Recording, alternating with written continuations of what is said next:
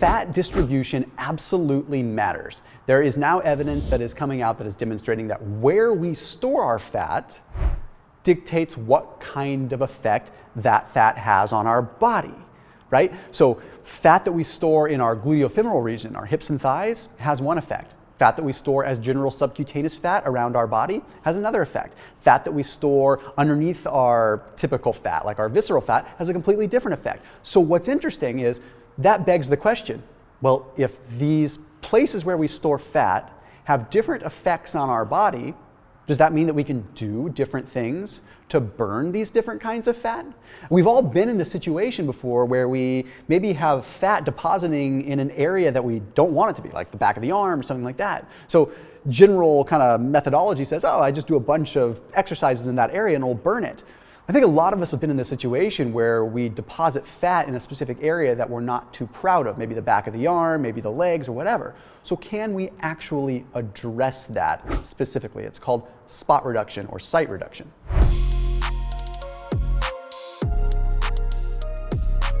First, we have to look at the fact that our view on fat has changed like hugely over the last 30 years. Okay, we used to think of fat as just general fat. It was just a means for storing extra fuel. Okay, but now we're starting to see different things, right? Now we see that fat secretes hormones like leptin. Okay, fat secretes leptin, which communicates with the brain to help regulate our metabolism. That was something new that we learned. Then we learned that visceral fat secretes cytokines, and the visceral fat has negative metabolic effects. And then we also learned that the more fat that you have, the more adrenopectin you are secreting, a hormone that actually affects glucose metabolism, generally for the negative. So we know that there are different attributes. And the first study that really started to break this down is relatively new, and it was published in the journal MedRxiv, okay? And it took a look at machine learning, used machine learning, to look at 40,000 MRI scans, okay? To see like, okay, well, what kind of fat stored where seems to have what effect? Okay, they found that fat that was stored around the hips and the thighs actually had a cardiometabolic protective effect. That's crazy. The fat that stores on our hips and thighs could actually be beneficial for us. Okay, and then subcutaneous fat, just normal subcu fat around the midsection and the rest of the body, seemed to be relatively neutral, unless of course it goes to an extreme amount, right? And the visceral fat was the only one that triggered a risk for an increase in cardiometabolic issues. Visceral fat is the one thing, even with this 40,000 MRI scan study, that we can say with pretty much undeniable evidence, yes, this stuff is not good. It's kind of hard to measure visceral fat. I do want to say today's video sponsor is a company called Bello. Now, Bello is a handheld near-infrared device that you can use to scan your belly and get a measurement of your visceral fat utilizing near-infrared. Now, normally you can go and you can get a DEXA scan and you can do this kind of thing, and that's cool, but that's a little bit cumbersome, right? The other option is using bioimpedance, so using those devices that send an electrical current through your body and they kind of measure resistance. The hard part is when you use bioimpedance, it's giving you an estimate, and it can be largely influenced by how dehydrated you are, how hydrated you are, things like that. So you have to pay special attention to that. The cool thing with Bello is it's really easy. You just scan it across your belly and it's using near infrared, so it's giving you an actual measurement. Okay, data is important, and an actual measurement, not an estimate, is very important. So there is a link down below if you want to try them out. I've been using it for a while. It's a pretty cool way for me to track and sort of manage at least a trajectory of where my visceral fat is going, even if the data is relative to you. And now the new Bello 2 is even cooler. We're talking DEXA scan level accuracy using near infrared technology. So it's super cool. But now you can also measure your body fat, and it can give you a little bit of an indicator as to your metabolic risk, your metabolic syndrome risk. So with that, we can look at total body fat by scanning 5 different places in your body, so you're not just scanning your belly. So total body fat, plus you can look at your visceral adipose tissue, your visceral fat, and you can look at your overall metabolic syndrome risk just by scanning a few different places. So it gives you a more accurate picture. And then they also have this thing called 9-block therapy, which is a really cool thing. It's their in-app health program. And what it does is it classifies your body into a place in 9 blocks based on your index. So basically it's looking at the different readouts that you get, and it helps classify you so you can kind of tailor your own diet and look at that so you can make the best possible choices. It's really cool, and they're really stepping up their game with the Bello 2 in a world where their game had already been stepped up. So that link down below will save you $20 off of a Bello device when you use code ThomasBello20. So that link is down below. They are a big sponsor on this channel, which is super helpful because they support us creating content like this. So that link is down below. Don't forget to check them out after this video.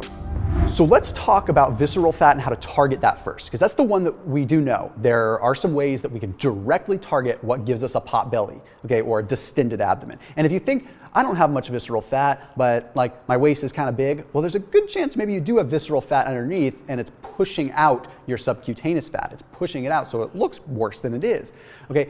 We have to have a little bit of an understanding of genetics first. There's a study published in the journal PLOS1 Genetics. This was fascinating because it found that gene mutations can potentially affect how we store fat in the visceral region.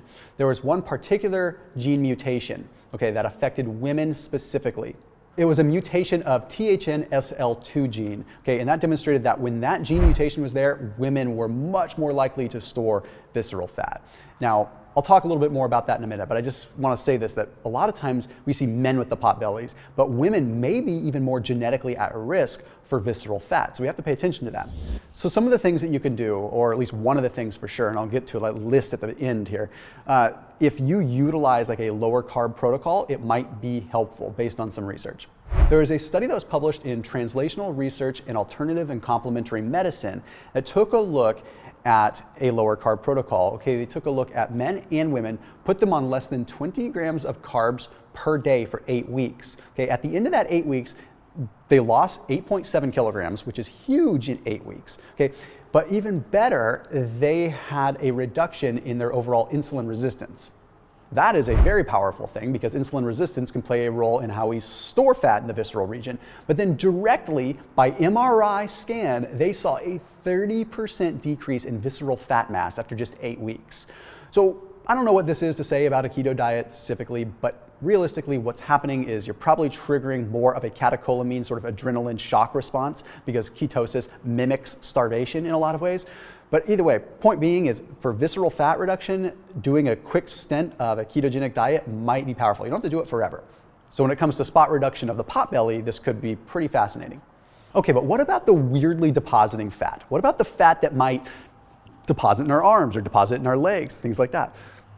The evidence is a little confusing, but most of all the evidence suggests that once subcutaneous fat is regular subcutaneous fat, it doesn't really matter where it's stored. Okay, so hypothetically, if I wanted to try to burn fat on the back of my arm and I did a bunch of tricep exercises, is that going to help? Seems like it's not. In fact, there was a specific study that looked at that. There's a study that was published in the journal Medicine and Science in Sports and Exercise. Took a look at 105 individuals. In this case, they had them do 12 weeks of exercise on their non-dominant arm. Okay, so they had them like do a lot of exercise with their non-dominant arm, and they found that after this study, they looked at MRI and they saw no difference, no change in fat. Like it didn't burn more fat in that arm. Okay, so that's kind of bad news. Same kind of thing with abdominal studies. They've said, okay, we're gonna have people do a bunch of crunches and really work out their abdomen hard. Subjects lose weight, which is great, but there's nothing specific happening there. Okay, bottom line is that once subcutaneous fat, once it just turns into a triglyceride and it's releasing fuel, there's no benefit to releasing fuel from the triceps to fuel the triceps. Okay, the blood is moving fast. So once it's released, it's already, like within a second of that blood like releasing out of my arm, it's probably somewhere else in my body anyway. So it's not like it directly fuels that. There is some weird stuff with what's called intramyocellular triglycerides, but I'm not gonna bore you with the details on that, and that can kind of confuse some of the data, but seems like it's not really effective. There was one study, however. This one was published in the American Journal of Physical Endocrinology and Metabolism. This took a look at subjects that did endurance work with one leg and strength training with that same leg. And they found that there was an actual increase in lipolysis in that one leg, but it was a relatively short study, so it doesn't really give us the full picture. And the fact that they were doing endurance work may have played a big role. So how do we actually spot reduce? Well, visceral fat, we know we can spot reduce. That's one thing because it's metabolically active in a different way. But I have some tips for you. Okay, there's good news if you're trying to spot reduce on the legs. Okay, now it's not literal spot reduction, but here's what happens. It kind of comes down to just mass. Our legs have the largest amount of muscle, like our legs and our glutes. That's a big muscle. So if we do start spot reduction training, if we do or attempt it, if we do start training our legs more, we have a higher likelihood of burning fat around the legs. Why? Well, not necessarily around the legs, but in general. And you're gonna notice it mostly in the legs because it's a big surface area, a big area. So big muscle group, okay, trigger an increase in muscle there. That's going to increase a lot of metabolic demand. So yes, but it's just kind of how the chips fall. It's not because you're literally burning more fat in the legs. It's like if you train your legs, big muscle group, that's going to drive up your metabolism more. You're going to burn more fat, and you're probably going to notice that fat being burned in your legs. So yes, it makes most sense to do a lot of leg work to burn fat around the legs, just because it's going to drive up the metabolism that much more. If you're trying to target visceral fat, HIIT is going to be a good direction to go. Okay, again, same kind of concept. HIIT is high intensity interval training, and that is going to trigger a stress response. We have more glucocorticoid receptors in our visceral fat, which means that when we are under stress from a stressful workout, we are going to activate more lipolysis in that area, more fat loss in that area. So that is very good for the pot belly, for the stomach. Combining low and high intensity cardio, or alternating it, is very important. And this is again going to be for general fat loss throughout the whole body, right? But people fall victim to saying, I'm just going to do low intensity cardio. Low intensity cardio is great because it does use fat as a relative percentage, okay? So for example, I might only burn 200 calories in the workout, but 80% of it's coming from fat, hypothetically. So that gets people excited that I'm burning mostly fat. But then we look at the contrary. If I were to do a more intense cardio session, maybe I burn 1,000 calories. But of that 1,000 calories, I'm only burning 60% fat.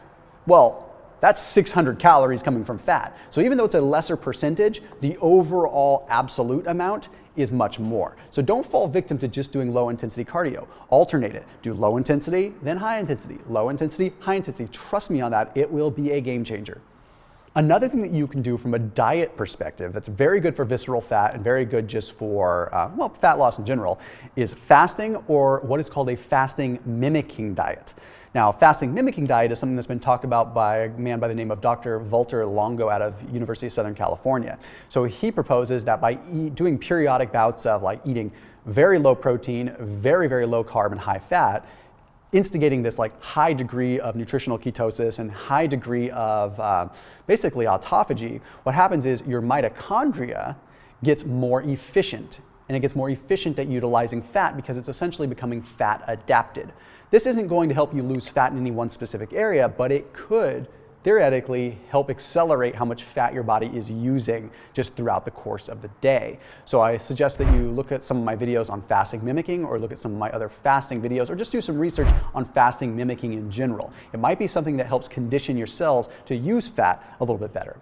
So as always, keep it locked in here on my channel, and I'll see you tomorrow.